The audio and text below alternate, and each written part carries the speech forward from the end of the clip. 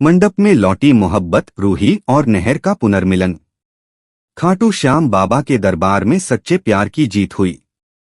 मंडप में बैठी रूही की आंखों में थी आस, दिल में था भरोसा। भरोसा अपने नहर पर और अपने भगवान पर। जैसे ही पंडित मंत्र पढ़ने लगे और लाल किशोर रूही के गले में मंगलसूत्र पहनाने के लिए आगे बढ़ा, उसी पल नहर के ज़ेहन में बिजली सी कौंध उठी। बीते पल, 7 फेरे, सिंदूर से सजी रूही की मांग, सब कुछ उसकी आंखों के सामने घूम गया। और अचानक नहर की याददाश्त लौट आई।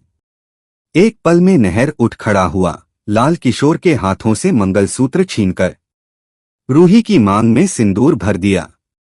पूरा घर सन्न रह गया।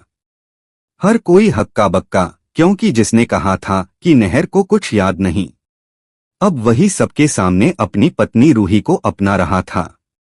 रूही की आंखों से खुशी के आंसू झरझर बहने लगे। उसका भरोसा सच्चा निकला। वह जानती थी खाटू श्याम बाबा जरूर चमत्कार करेंगे। लेकिन तभी लाल किशोर ने गुस्से में कहा, चाहे कुछ भी हो जाए, मैं ही रूही से शादी करूंगा। यह सुनते ही नहर का गुस्सा 7वें आसमान पर पहुंच गया।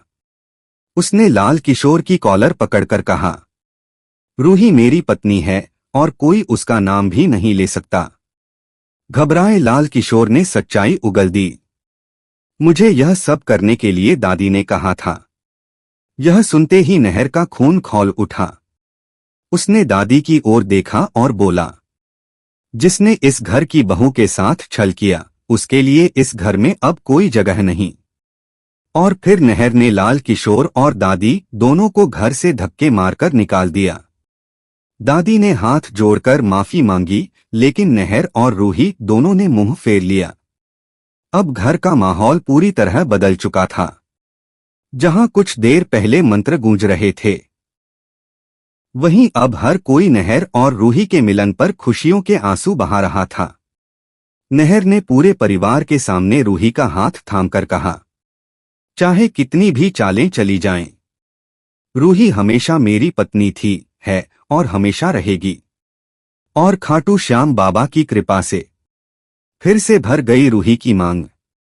फिर गूंजा मंगलसूत्र का टंटन और पूरा घर खुशियों से झूम उठा। फाइनली नहर और रूही एक हो गए। प्यार, आस्था और विश्वास की यह जीत थी, जो साबित कर गई कि सच्चा प्यार हर इम्तिहान पार कर जाता है।